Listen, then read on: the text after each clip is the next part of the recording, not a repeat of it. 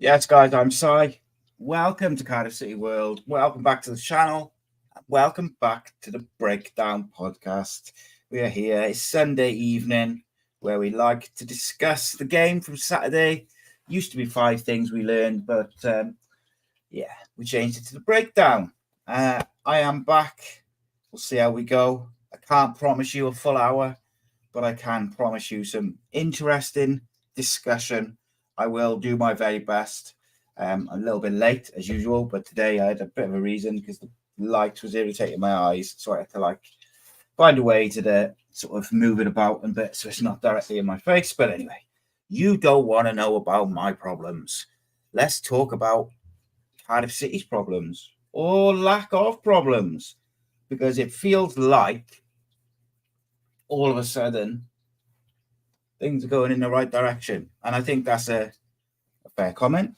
I think it's not perfect, but I think Omar Riza deserves a phenomenal amount of credit for what he's done in such a small space of time. As I said yesterday, wrongly, that we are unbeaten under Omar Riza. We're, of course, not. We're unbeaten in 5. Obviously, a couple of draws, 3 wins. But I think most importantly, or not most importantly, but one thing which I think you can say without a shadow of a doubt is those players look happy. It was really interesting listening to Jack Alnwick talk about Omar Riza, and he pretty much, bar saying, give the man the job. He went pretty hard for him. And not the only one, we've seen Callum Robinson speak very highly of him. We've seen Ruben Colwell speak very highly of Omar Riza. The players are definitely on board at the moment. Now, one of the things that I would like to discuss with you all this evening is it time for the board and the football club to get on board with it, like the players are? Or are they doing the intelligent thing of seeing how it goes into the next international break? Because let's be honest, we have made mistakes, so we say, had our fingers burned, whatever you want to say, with interim managers before, where we've given them contracts and then it haven't worked out. Mark and a few others, where it just hasn't, it started well and then hasn't quite worked out the way we would have liked. But I'm interested in what you guys think, because on Facebook, where I posted the link to this today in a couple of the groups, I forget which group it is, but in one of the groups, the comments are full up with people just saying, there's like 30, 40 people on there just saying, give him the job. It's either give him the job or give him the job till Christmas. That seems to be the main consensus of people, certainly, who replied to that post. For me, not that anyone asked, but my personal opinion is I think you've got to stick with him at the moment, simply because the players are playing. And when you look at it, the players are playing. He's playing round pegs in round holes mostly. But also, we've still got the likes of Siopis to come back in into this, starting lineup at some point. Bagan's on the bench at the moment. Willock's on the bench. Fish, Garland. But they're being kept out by players who are in form. But what that does do is, when we do have a bit of a rocky spell or we need a bit of a change, you've got a bit of depth there. The one bit of depth, which we all know, is the striker issue, which we'll talk about, I'm sure. But in terms of the going forward, I don't really see a need to change it now. Like, what would be the point in bringing in? I know I'm a big fan of Steven Schumacher. I thought when we were interviewing candidates early on, he, for me, was the obvious choice if you wanted to get someone in quickly. But overall, I felt like Slaven Bilic was the best choice. But I look at it now and I'm like, sometimes we've talked about it so many times on this channel and on Ace Podcast Nation as well. Sometimes a manager, a player, a coach, whatever it may be, they go to a certain place and it's just the right place. It's the right fit. It's the right team. It's the right club. It's the right fan base. It's the right area. It's the right city. Whatever it may be, something just fits. At a moment, it feels like Omar Riza is the right guy for the job. Football's funny. It can change. Us as fans, we are fickle, of course. But what's the point in changing it now? There's no benefit to bringing anybody else in because the players are playing for Omar Riza. We're playing good football. We've just got a really good point away at the West Bromwich Albion, 5th in the league. The players that we've all been hoping are going to either come good or, have got that potential. Your Ruben Colwells, your Alex Robertsons, your Tanners, your Robinsons, Turnbull. They're all playing well in the same team. So it seems silly to change it. But here's my question for you all to follow up on if you think Omar Riza should get the job permanently. Let's play a hypothetical game, right? Let's say the board come out after this international break and say Omar Riza has earned the opportunity to be the interim manager until Christmas or until January. But what happens if their plan or the club's plan is he's going to be in charge until January and then Slaven Bilic will take over? Okay, which on paper, that sounds like a good plan. I think, that would be quite... I think if you'd said that to me 3 weeks ago, I'd have been very impressed. But what happens if Omar Riza takes us into Christmas and we're still unbeaten? What happens if we're up to 7th, 6th, whatever? We're right up there competing and we're in with the playoffs coming into the second half of the season. And we've signed a pre-contract with Slaven Bilic, or Slaven Bilic is waiting to take over in January. What are you going to do then? You're going to say, thanks, Omar. Thanks, Percy. Thanks, everyone else. Thanks for everything you've done. We're going to bring someone else in now. I think it's a massive risk because you could upset everyone. You could upset the players, the coaches, whatever. So there's definitely a bit of management within that they've got to navigate, and they've got to navigate it well now, because what Omar Riza and co, and you've got to give credit to the Gavin Wards, the Darren Purses, and the other coaches. They're all working as a team with the team to get them playing. But what it's shown is the squad and the players, the quality, that it was there all along. But it's about having the right person to put the pieces in place and get the team playing. And just as Errol Bullock wasn't the right person, Omar Riza at this point looks like he's certainly, at the moment he is, but he's certainly the right person for this moment. What if whoever they bring in January or whoever is not the right person, and then you go backwards? It's a bit of a tightrope for the board, and it's a good one to have for a change. Don't get me wrong, because 6-7 games ago we were looking at it thinking, some people were saying we need to get a manager in who's going to keep us up, which I will say I never felt that was real. I never felt like that was a case. I always felt like if you're going to get a manager in, get the right person in, because the squad is good enough. I still don't think Omar Riza is doing everything perfect. Don't get me wrong. I was impressed yesterday with the way we defended overall. That's not an easy place to go, West Brom. And all right, they haven't scored a lot of goals recently. It's still a very difficult place to go. They created chances against us. I got to say, I was very glad to see Carlin Grant get 12 minutes or whatever it was.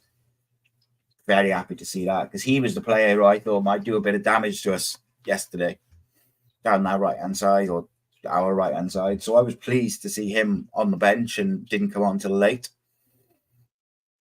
But it's definitely interesting, the managerial situation. I think... and what I like is, he's not going to say he doesn't want a job, but what I like is Omar Riza's not kind of skating around it saying, I'm just in charge while the club decides what they want to do. He's outright saying, I want the job. I'm good enough to have the job. I want the job, and I want it now. I like that. No, sort of skirting around it. No, just saying what people want to hear or whatever. He wants it, so tell you want it. He's told people privately he wants it, so tell us all you want it. Show us you want it. And I think, honestly, I don't think he could have done much more, really. Okay, if you go back, the whole game, was a weird one because I thought we didn't play that bad, but we got punished for mistakes. 4-1, obviously not good. Bristol City, I think, is the one game you can point to and you can say, that's when people started to ask that question, is he ready? Well, all right. Everybody makes mistakes. He's a young manager. He's coming up. He's going to make mistakes at certain times. And then I saw a few people saying, oh, well, he didn't own up to the mistake after the Bristol game. He didn't come out and say, I got it wrong. He, said this, that, and the other. But I kind of think he did learn from it. All right. He's still making similar substitutions each week in each game. But that's not an Omar Riza thing. That's a modern football thing anyway. And we haven't shut up shop with 20, 30 minutes to go since. So he learned from it. He hasn't made the same mistake twice. I think that's all we can ask from it, from a young manager. I think that's all you can ask from any manager is that if they do make a mistake, don't make the same mistake again. And ultimately, that's all I would ask for the players is, if you make a mistake, that's fine. Yeah, everyone makes mistakes. Don't make the same mistake twice. Before we go on, let's have a look in the comments. Let's see what's happening. I feel like I've been away for like a month. I've only been away for a week. Jonathan Davis says, Omar Riza's Barmy Army. Steve Davis Evans with the Ayatollah. Matthew said, how's the head? It's there. It is what it is, mate, at the moment. It's not fully recovered. I'm not on the radio tomorrow. And just taking it bit by bit is all I will say. Yeah. Member show tomorrow. Yeah, there'll be a show for members 9:00 tomorrow evening. So if you are a member, either on Patreon at AcePodcastNation or if you're a member on Cardiff City World, just press join and you can do that. And there's an exclusive member show tomorrow evening. I'm not sure who's on it yet. Probably Matthew, maybe me, maybe someone else. Who knows? Might have some guests. I'm doing one with my son soon, which will be interesting. Richard says the board and intelligence don't mix. Well, you say that though, mate. But if Omar Riza goes and takes us to a promotion or playoffs or whatever, then surely it was a good choice to get rid of Bullet and put Riza in charge. I don't know. It depends if they stick with him. Let's have a look at what we got. Evan says, at this point, if they didn't want Riza, they would have got another manager in by now. Yeah, I think I said the other day in my video, and I've been a bit out of the loop in the last week. The last thing I kind of was hearing from people who would kind of know and are in the know, if you like, is that they were kind of saying like they're going to leave him going, and then if he has like a sticky period of sort of 3 or 4 games, they might get someone in, which I think is harsh. But I understand it as well, like because maybe they're at that point, because you are talking probably 2 weeks ago in terms of that. They're probably looking at it and thinking, well, he's doing all right at the moment. Is the new manager bounce going to pass and the rest of it? But I just go on how happy the squad looks me. Like, because a happy squad will work for the manager. A happy squad will put their bodies on the line and run past and play when they got a knock and go past the comfort limits and stuff like that. Matthew says, what's your thoughts on his starting lineup side? Bold and brave. I liked it. Bullet would have set up very differently. So I have a couple of thoughts on it, mate. I admire him for sticking with the Robertson Turnbull pivot because I really like it. I think they complement each other greatly. But I also believe that the Championship, very much like the Premier League now, is every game is so different. Every opponent is so different. I think you have to, at least to a certain degree, allow and plan for what your opponents are going to bring. You can't just be like that old school mentality of this is us, they have to deal with us. You can, but I thought we looked a little bit leggy yesterday.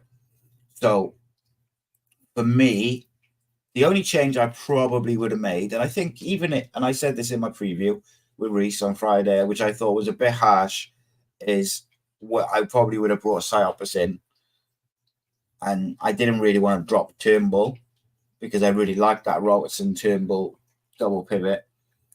I just think away from home, having that extra bit of legs and defensive work in the midfield would have been handy. And same maybe Bagan, but ultimately, mate, I like that he stuck with it.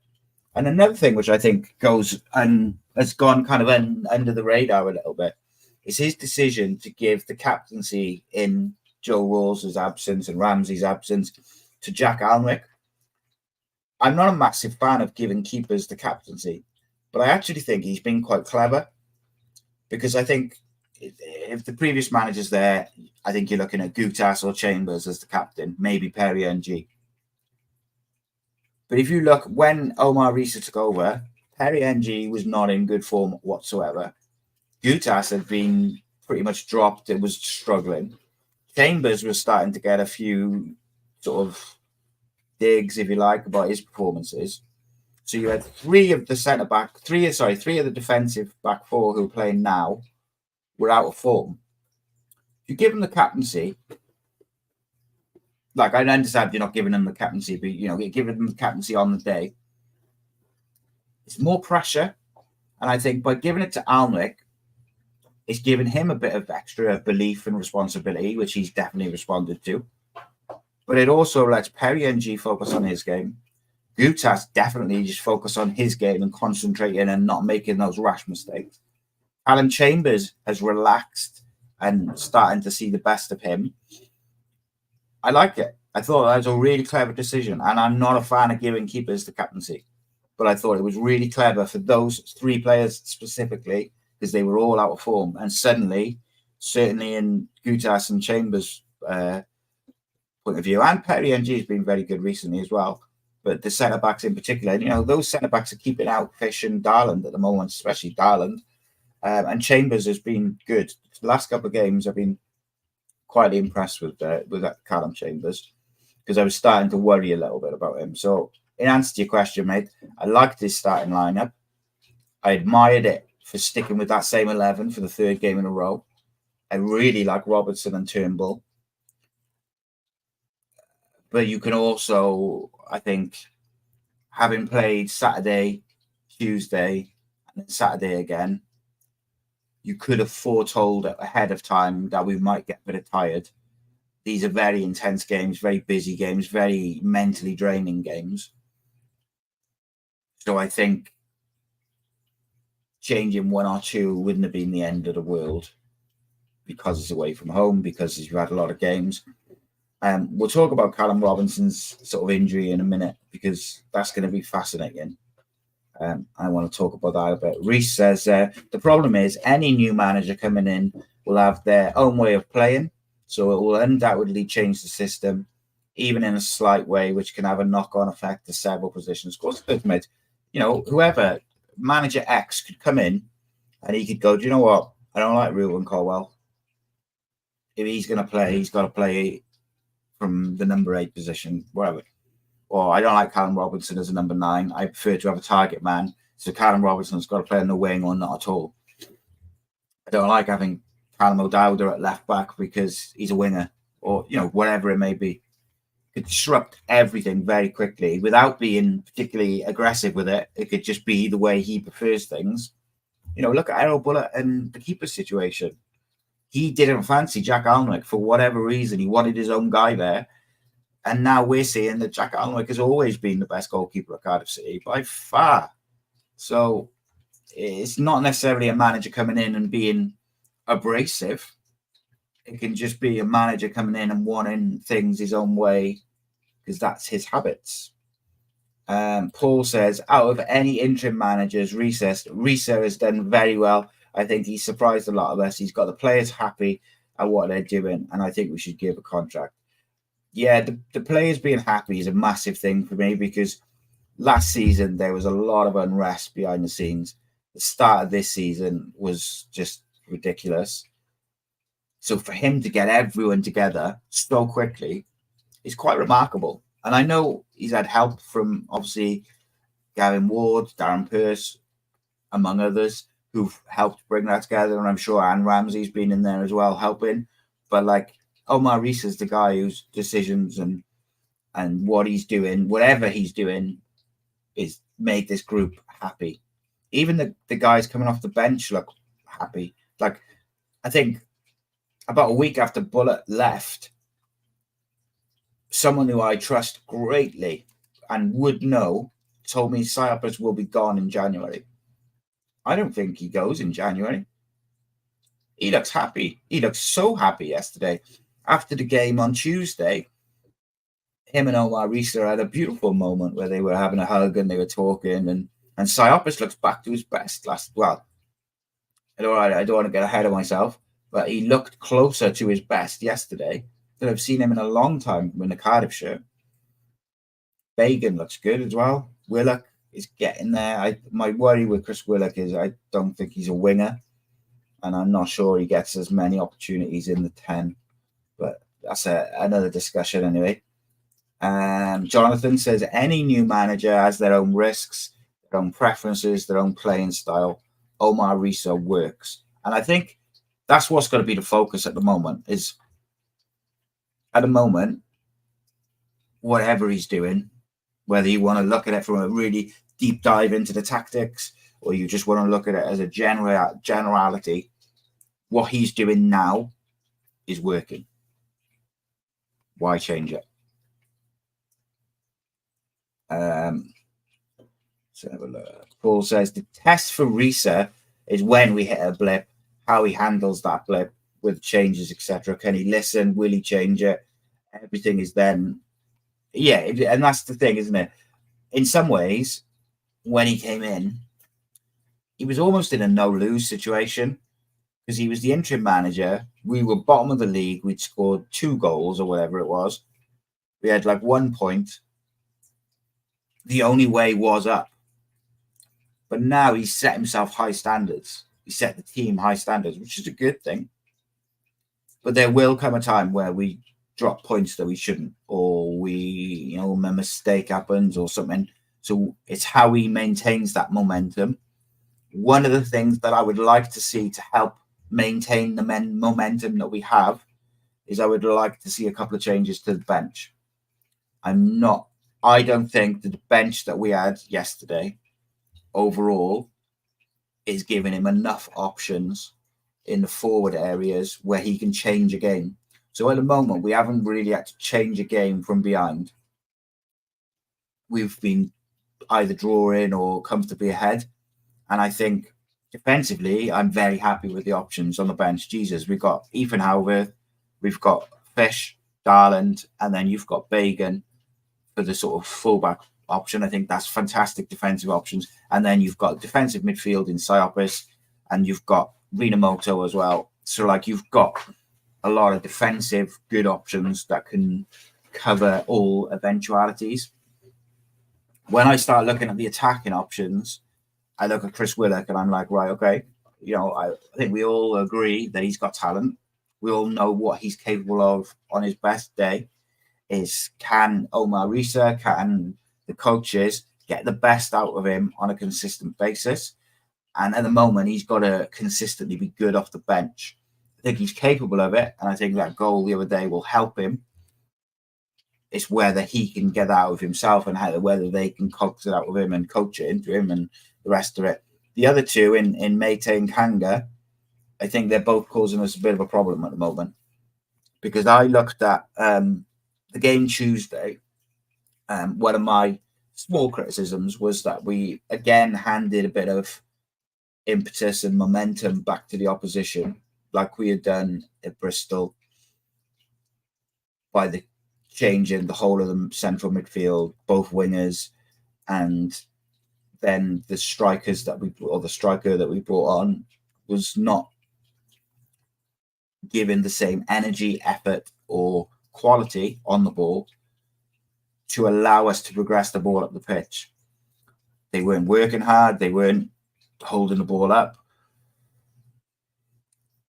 And I know, again, I will say people who I trust tell me that Reindorf is not ready for first team football, but neither was Cameron Jerome, neither was Ernie, all these different people over the years from other clubs as well. Sometimes they just take to it like a duck to water. And at the end of the day,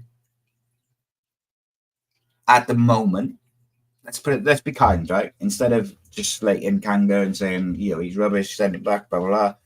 let's be calm, and let's just be like, you go back and look at Kanga's figures, you go back and look at Kanga's highlights. There's clearly a footballer there. Maybe he's not suited to the Championship.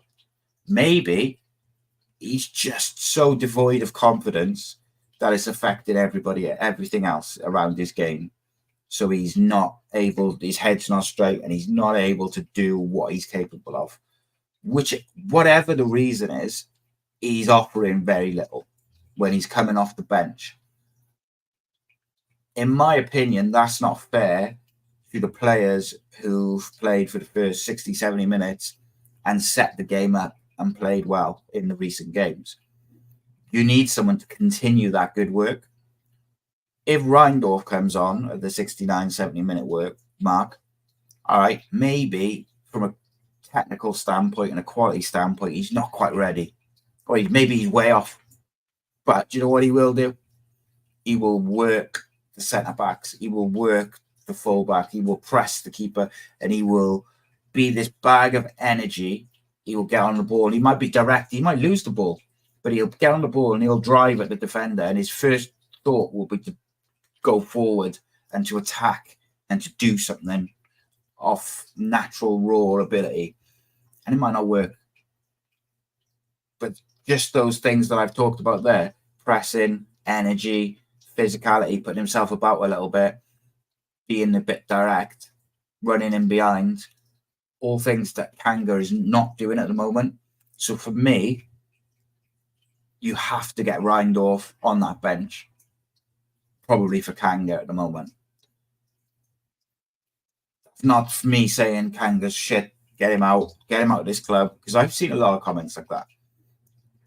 But I look at his records, he's clearly a decent footballer, but we are not seeing that at the moment in any way. There's not one thing at the moment on his current form that I could say he's doing well for Cardiff. And I'm all for managers backing players when they're out of form and sticking with them and get behind them, and everyone has bad days, and like he's clearly having a bad time of it at the moment. I get it, like, and I want to be that guy who's like, yeah, let's get behind him. But I actually just think for him, it might be worth taking him out for a couple of games completely, so he's not on the bench either. Just let him go and get his head sorted. I don't know what his family situation is and that, but like, let him go back to Germany or whatever, see his family and friends for a bit. Just let him have a few days off just to get his head straight, and then say to him, go get your head straight, go relax, and then come back and work hard, and we'll see where we're at.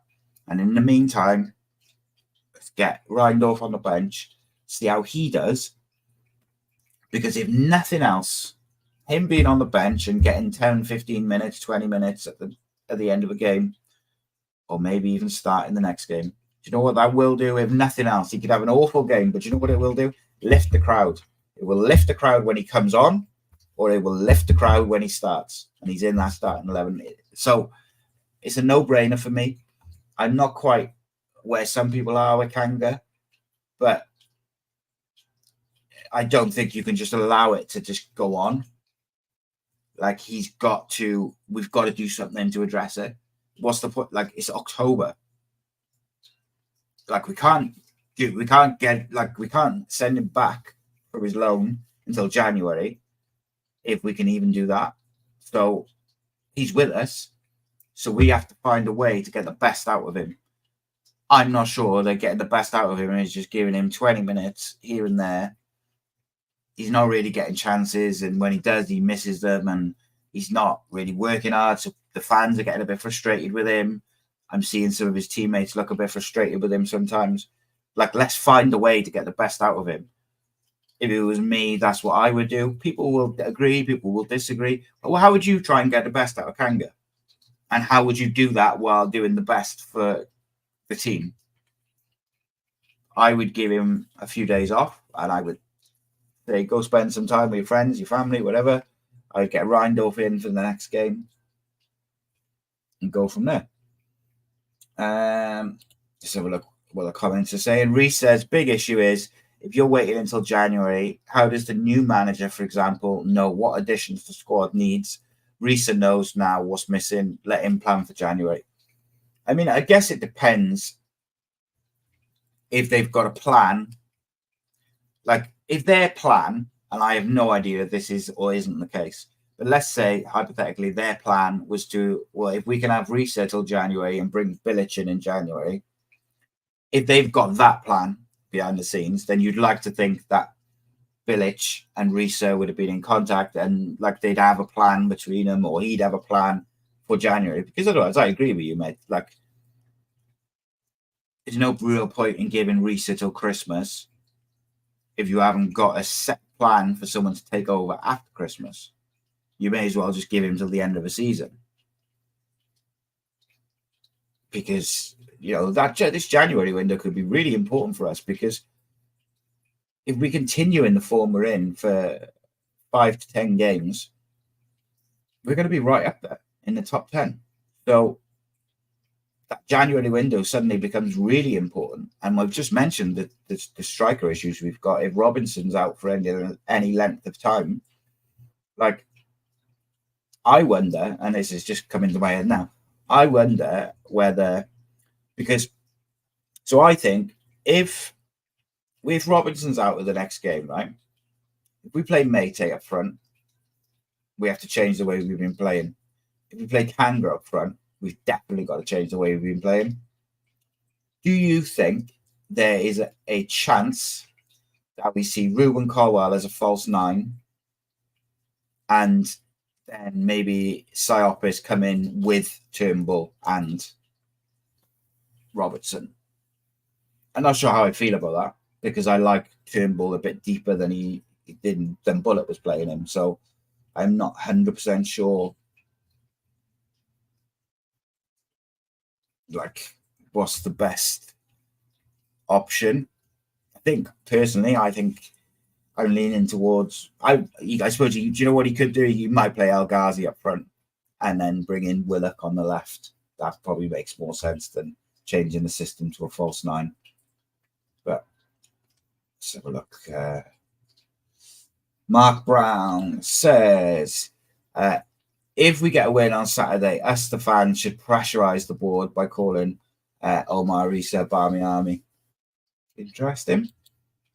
Jeff says, Michael Carrick made a big record today versus Norwich. Subs cost him 3 points. It happens. Yeah, it does. And it's important that when they make, when the manager makes a mistake, make sure he doesn't make that same mistake again. Paul says, the last 3 or 4 games, he's stuck with the players with very little changes, and we haven't been let down. We looked leggy, but Reece will learn and improve himself. Yeah, I understand 100% why he stayed with the same 11. I just think, and maybe it's easy with hindsight, although I did say it on Friday for the preview, like, I do think that it was predictable that we would look a bit leggy if we played the same 11, because they played 3 games in a week. So I just thought, especially like when we have got a bit of depth in certain areas. But, James says he's all for reset until I'm all for reset, but how will he do in January? And that's the thing. Like, I don't know. Interim managers and transfer windows is always interesting to me. Jeff says, biggest question I have today is who will play right back next Saturday, and Mark Borja Sands. So not that you asked, Jeff, but I will tell you what I would do. I would play Karen Chambers at right back and bring in Darlin probably. But I don't know. It is what it is, isn't it? There's a lot of options. Reese says, was surprised with the way West Brom set up, especially after doing our preview show. I could understand Rakitic coming in, but dropping Fellows and Grant, putting Diagana wide was a surprise. Yeah, I was pleased, though, to see Diagana wide, and I was very pleased to see Colin Grant on the bench, mate. I think I said to you, I thought they'd make a change in that forward area. I didn't expect Diagana to be moved that wide, though, and I was happy, though. Thought Rakitic did all right, though. Quite like him. Matthew says, I'd start Bagan next week. I know Dowder on the left wing, El Ghazi to come on late. I think he'll bring Darland into centre back and play Chambers at right back. Yeah, I tend to think that, mate. Matthew also says, I'd honestly keep the centre back partnership the same and put Fish at right back. Yeah, Fish can do right back, mate, quite well. I think my thing is once he changes that centre back pairing and brings in Darland, I think he probably will end up sticking with Darland, if that makes sense. Like, Chambers and Gutas have deserved to retain their places at centre back at the moment, but I do tend to think that once Darland comes in, he will kind of make that position his own, and I think long term it'll be him and Fish at centre back. But for the time being, look, yeah, it is what it is, isn't it? Jonathan says Robertson going off injured is concerning. Yeah, we got no depth there at all, have we? Like, it's so much on Callum Robinson, but not just the fact that I think he's our best finisher, he's our best striker, although he should have scored yesterday. It's the way he plays in the system. Mate and Kanga don't play anywhere like that.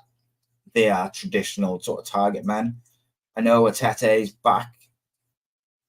I can't see Atete starting on Saturday. Surely he won't come straight back into the starting lineup, after a week or so's training. But then does he go? What does he go? Who? Like, what are his choices? It's like you play Atete, you play Kanga or Mate, or you give Reindorf goes from not being on the bench to starting, or you go with El Ghazi or Ruben. They did play earlier in the season a couple of times. They tried it. I think they tried it against Leeds and they did it against Bristol for a little bit as well. They did play Ruben and Tanner as a 2 for a very brief period. And the fact that they did it a couple of times, I do wonder if that's something that they have looked at or worked on as a way to sort of play, maybe with like 2 false nines almost, and them both kind of drift in and then getting runners in behind. The problem with it is that Tanner would be the one to run in behind, wouldn't he? So I'm not sure that works out either. But I noticed they've tried that a couple of times, just briefly in games. Paul says, one major thing I've noticed is those silly mistakes that have dogged us. Touchwood have vanished. Indeed, mate, touchwood. And it was weird. Like, we were just getting every mistake we made, we were just getting punished with a goal as well. It felt like it's the way it goes, isn't it? When you're in bad form, you get punished for every mistake. When you're in good form, those mistakes start coming off the bar and things like that. Reese says, genuinely wouldn't surprise me to see him play Tanner right back and Avo Dowda left wing, El Ghazi right wing, and then Bagan at left back. Yeah. It's interesting, isn't it? Because I think the obvious choice, because I think most people feel that Jasper Darland is going to end up being our best centre back of the current centre backs on the small sort of sample size. So it does feel like moving Callum Chambers over to right back and then bringing Darland in as the left centre back makes there. It's it's an interesting one. What else we got? Jonathan says Kanga needs to go in January. Atete and Davis should be back by then, and both are better players. Oh no, I'm not sure about the Atete one, mate. But look, I just think, and I understand everybody's frustration with Kanga. Like, I get it. Like, I have the same frustrations and the same concerns, but I also just think the moans and the groans and the getting on his back and the rest of it, it's not going to make him play any better. Like, he's here, the manager's picking him, at least off the bench. Is Omar Riza picking him? Is he seeing something different in training? Is he picking him off reputation? I don't know. It's an odd one, but I just think he is a good footballer. Like, there's categoric historic proof that he is a good footballer and a decent striker. Not saying he's the world's best, but he's a decent striker. Now, the Championship may be too quick for him, whatever, I don't know. But, like, there's a player there. And if I tell you what, if Omar Riza can get him firing, then maybe he definitely deserves a job, because he just has not got started since he's come in. He hasn't been able to just even look like he's going to get going. Jonathan also added Reindorf is next Norwich. Yeah, I mean, there's that incentive is there, isn't it, mate? Because obviously Norwich released him. So, you know, there's funny little stories, isn't it? They come. Al says maybe we should support every player who plays for City instead of getting on their backs because they don't meet his expectations. They're better footballers than anyone on this comment section. All opinions welcome, mate. Reese says Reindorf playing every week for the under 23s. So I wonder, is he even training with the first team? Because just training with players of a higher standard would raise his game. Yeah, it's a weird one. I think everyone wants Kanga to succeed, but it's football, isn't it? Everyone's got opinions, and everyone can see things with their own eyes.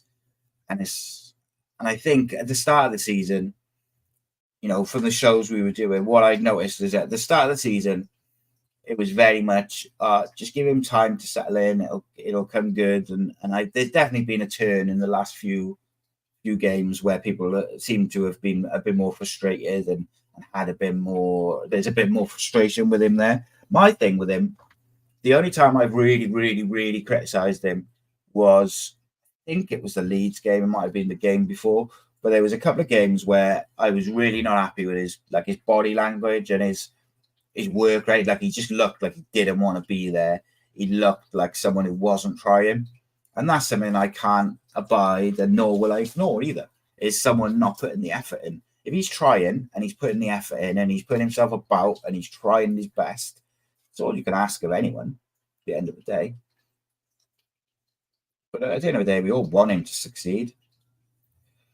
Vincent says Kanga's not sharp enough, out of position. Yeah. Paul says, I don't think Kanga's settled at Championship level. It's a shame because I'm not seeing the player from the videos I've seen of him. Yeah, and I think that's the case. Like, that's what I was saying earlier. Like, there's clearly a player there.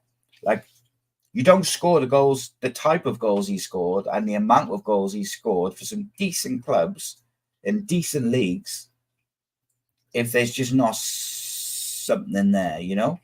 Like, he's not a Sunday league player. It's just not working for him at the moment. And I wonder whether taking him out at the firing line, and I'm not saying like take him out, tell him to go away for a few days and have a break and stuff.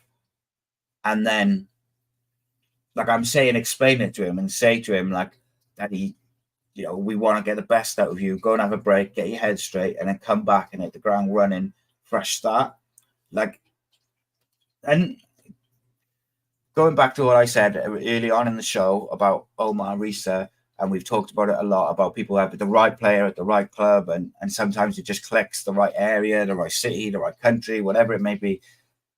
It can also go the other way. And you go somewhere and it's not the right city, or it's not the right country, or it's not the right league, or it's not the right team, or the right manager, or the right tactics. I look at Simic at Corvik, and I don't think that's working because they've got like 7 strikers and Simic is not playing. The lad was playing Champions League football last season. So I think that loan needs to be looked at. I'm not saying that we need to bring him back to Cardiff, but we need to probably bring him back from Corvik in January. And if we're not going to keep him, send Simic out somewhere where he's going to play. Sometimes mistakes are made within the transfer market. And I don't mean a mistake where you sign a player and he's clearly not good enough or whatever. I just mean that the club and the player don't mesh, or the club and the manager don't mesh. It's just one of those things. Like, it's part of football, part of the transfer system, part of the loan system. It's an interesting one. And I think Kanga is one which will continue to split opinion because there's people who completely lost patience with him. There's people who really wanted to work out for him, but just aren't really seeing it. And then there's people who are a bit more, just give him time. It's difficult. And then there's people like me who think there's a way to get the best out of every single person, whether it's in football or otherwise. There's always a way to get the best out of someone and to get them willing to run through a brick wall for you. And you've got to be able to speak to them and take the time and find a way for it to work. It's difficult. Robert says, Omar Riza needs to get the job now. Like that positivity, mate. I like that a lot. Reese says he thinks that the pace of the English league is a bit too much for him. Would rather our club develop players they can rely on, or players who we can all see just won't do the job. I gotta be honest, mate. I said this last season. I would like us to focus more on the players that are coming through the 23s than loans all the time. And I was really happy actually this year to not see as many loans come in, because I think we've got this crop of youngsters coming through, but we've got to find a way to get them game time without just sending them out on loan.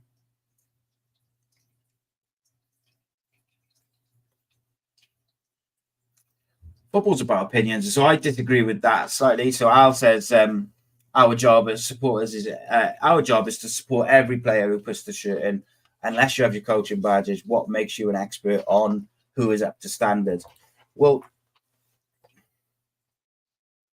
40 years of watching football gives me somewhat a little bit of knowledge. Being involved in football gives me a little bit of knowledge. Doing a little bit of my coaching badges gives me a little bit of knowledge. And also, all fans have opinions. And I think it's not unfair to say that Wilfred Kanga is struggling at the moment. And I think it's not outrageous to suggest that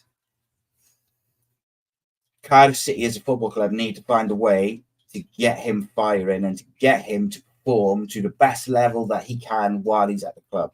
So at the moment, Omar Riza's here till the end of the season. So we have to find a way between October and the end of the season to get him firing, whatever that is. I had one idea. Someone else might have a different idea. Omar Riza might have an even better idea or a different idea. Whatever it is, I just think there's something not quite clicking. I also think Mate is not quite clicking at the moment. And I'm not sure if it's because sometimes he plays on the wing, sometimes he plays up front.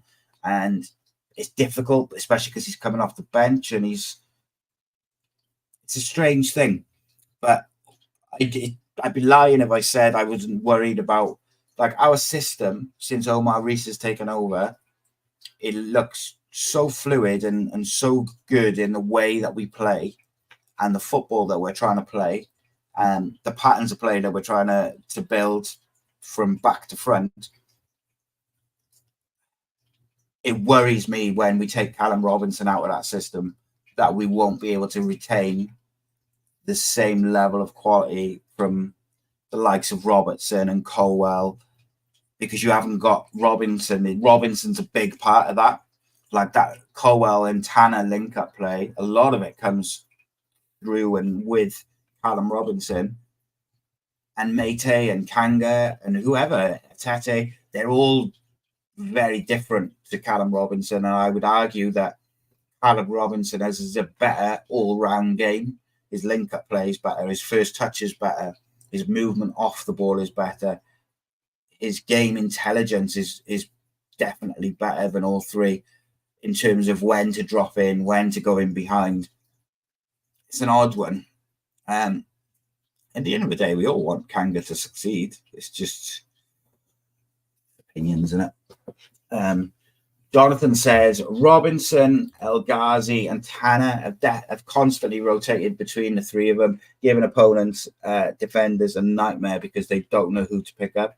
Yeah, that's one of the things I've really enjoyed, actually, is that kind of combination play where Tanner tends to stay a bit higher and a bit wider. Obviously, Colwell will drift over to that right-hand side because Tanner creates the space by staying high and wide. Colwell will drift into that sort of inside right position, and it gives El Ghazi the centre of the pitch to drift into without compacting Ruben's sort of space, which is something which we had a lot last year, where we had two inverted wingers, both wanting to come inside. So whoever was in the number 10, whether it was Ruben or Ramsey or whoever, they would get very congested. Whereas now it seems a bit more balanced, and it seems like they've got those patterns of play really nailed down. They're clearly working on it, because you can see repetitive patterns, which you don't get just from off-the-cuff stuff. And I also think that's why O'Dowda's starting over Bagan at the moment, because O'Dowda, being a natural winger, gets right up and overlaps El Ghazi when he drops into that space, which Ruben vacates to go over into the inside right, and Turnbull or Robertson will also push up. So, yeah, I do like it. And I do worry that when Callum Robinson isn't in there or isn't starting the game, whether we lose a bit of that creativity and a bit of that real good attacking build-up that we're seeing. And we're not as vertical when Robinson plays. It's not as just lump it up. And I think it's a subconscious thing. And it's something actually, which I talked about with my boys' coach or my boys' team yesterday, is as soon as we've got a big centre forward on, or as soon as the big centre back goes to take the goal kicks, they all move forward for the long ball. Or if the centre forward's big, the ball just automatically becomes long up to his feet. Whereas when we play the smaller lad up front, who's really skillful, got a great first touch and the rest of it, it's more about little triangles and 1-2s and interchanging and changing positions and rotating the play and making yourself difficult to mark with just simple passing and moving football. And I think that's what we do with Callum Robinson. Whereas when we have Mate or even Atete to a lesser extent, but Mate or Kanga up there, we all of a sudden go very kind of direct. I don't think that's how these last 5-6 games, that's not how we've got the best out of Alex Robertson and Ruben Colwell. And El Ghazi has started to come good. So I don't want to lose that. It's interesting. Matthew says, I didn't get many decisions from the ref or linesman yesterday. Very poor officials, in my opinion. I'm no expert on officials, mind. Just an opinion. Saki. Right, I'm starting to get a headache, boys and girls. The light is not doing the concussion recovery good. So I'm going to kind of start wrapping it up now very quickly. I'm going to have a video out tomorrow afternoon, which will be the player ratings from yesterday. Just opinions. Everyone's opinion's different, and they're all welcome. But yeah, so I'll have player ratings video out tomorrow. We have a member show. If you're a member, tomorrow night at 9 o'clock. Cardiff City phone-in will be 7 o'clock on the channel. So make sure you tune in to Steve and the boys. They got some positive stuff to talk about now, so you can't accuse them all of being negative all the time. Paul, that's an interesting one. So that's one, and like I said, everyone will have different ideas about how to get the best out of him between now and the end of the season. So Paul says, could putting Kanga into the 21s be an alternative just to give him some scoring opportunities? Yeah, and like at the end of the day, mate, strikers thrive off goals. And I do think, like I said a few times now, like he's clearly got some sort of quality in there, decent footballer to get to the level of football he's at and score the goals he scored and whatnot. And you tend to think he might be one of these, where once he gets one, he might just go on a bit of a streak and get a few. But he just is devoid of confidence at the moment. And of course, you know, the fans getting behind him and all that sort of stuff, yes, that's going to help. But ultimately, the man needs goals. We've got to find a way to get him goals. And maybe that is the solution. I don't know. Like I said, what I would do, playing him in the 21s, I do. The other side of it is I would like to see Reindorf on the bench anyway. So that's, yeah. Not getting into that conversation. Jonathan says, I'd love to see Kanga succeed. My problem is he doesn't look like he wants to succeed. I've seen better from Darland in the final third than I've seen from Kanga when Darland split that Swansea defence. Yeah, he did indeed. And then a Cruyff turn, if my memory serves. There was 2,000 fans singing, if Kanga scores, we're on the pitch. There we go. Everyone wants him to succeed, isn't it? Reese says, I think I would setup tactically suits a more natural number 9 rather than a target man. Yeah, that's my worry. And I actually think I said in the show we did, Reese, on Friday, and Jonathan has just said there, I think Isaac Davis will absolutely thrive in the system. And I think it's a shame he's not ready, because him coming in for Robinson would almost be like a like for like. And Isaac and Ruben and I would imagine now Tanner as well, that they got such a good understanding and it's like almost telepathic in the way they play, him and Ruben. So really look forward to that in this system. Robert says a big plus for Riza is he knows all the players' strengths and weaknesses. Isaac will do well for him. I agree with that, Amit. I believe that Isaac Davis coming back now or soon is going to be a real big bonus, because I think Omar Riza will get the best out of him. Vincent says we can't turn Riza down. He's done enough to get the job for me. It's difficult to disagree, mate. Like, I don't want to be the guy who's like, it's like just knee-jerk reactions all the time. But like, I'm not sure what more Omar Riza could have done, to be honest with you.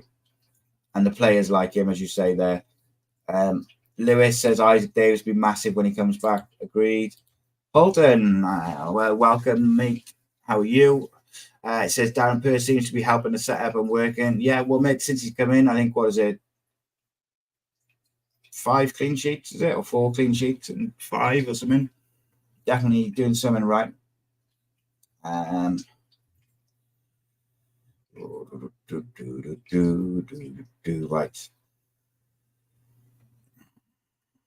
Yeah, Riza hasn't worked with Isaac Davis yet, so it's to be interesting, wouldn't it, to see. And I know, like Reece said on Friday, that he thinks Isaac will end up playing off the right when Tanner gets tired. But I think as the season goes on, I think Tanner will build up a bit of resilience to play longer, a bit like Ruben did last year. By the end of the season, Ruben was doing more like 70, 80 minutes. And now he's doing 90s a lot of the time. So for me, I think out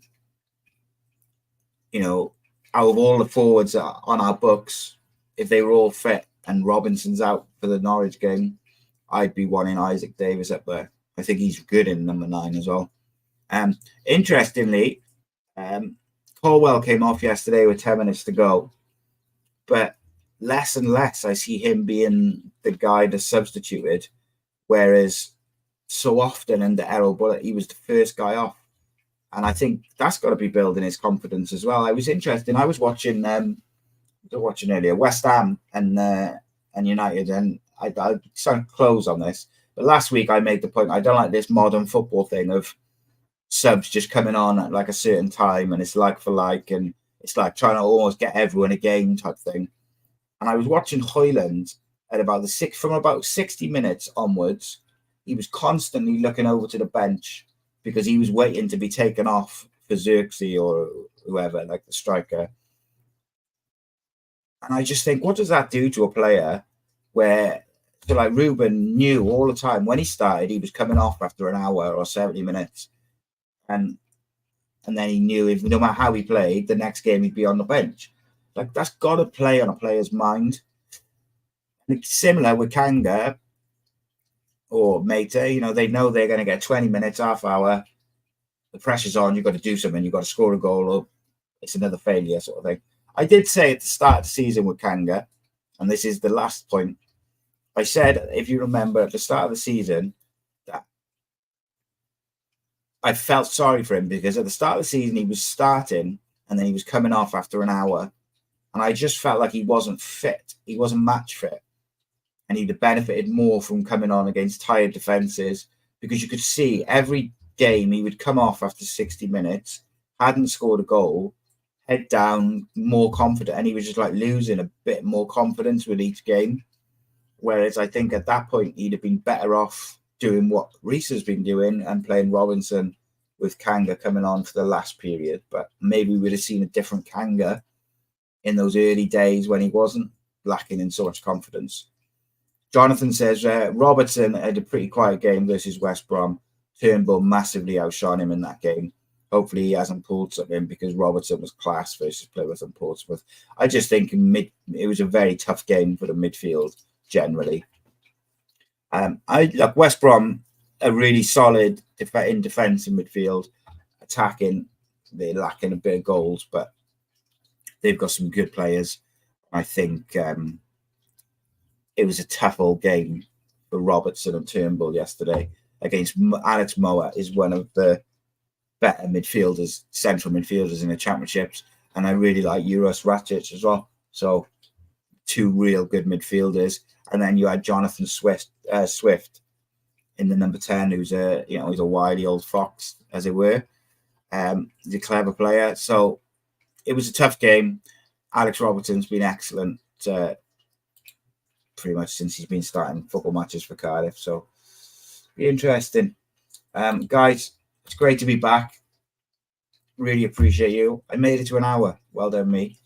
Make sure you check out the Cardiff City phone-in tomorrow. Please spread the word about Cardiff City World. Please join and become a member. There'll be a member show tomorrow night at 9 o'clock. We got lots of stuff. We'll have Matt's vlog will be out tomorrow. We'll also have my player ratings video. We'll have the Cardiff City phone-in. I got a video in my back pocket looking at 5 managerial candidates for Cardiff City, including Omar Riza, Slaven Bilic, Steven Schumacher, and a couple of others. I might put that out Tuesday night, because I'm off filming somewhere, so I'm not going to be about for a live show. And then the boys will be back Wednesday for the Flower Hour, and Thursday we'll have something in, and then Friday will be the preview, and away we go, looking for 3 points again. It's been a pleasure. Thank you very much. Make sure you're subscribed. Spread the word. In a bit.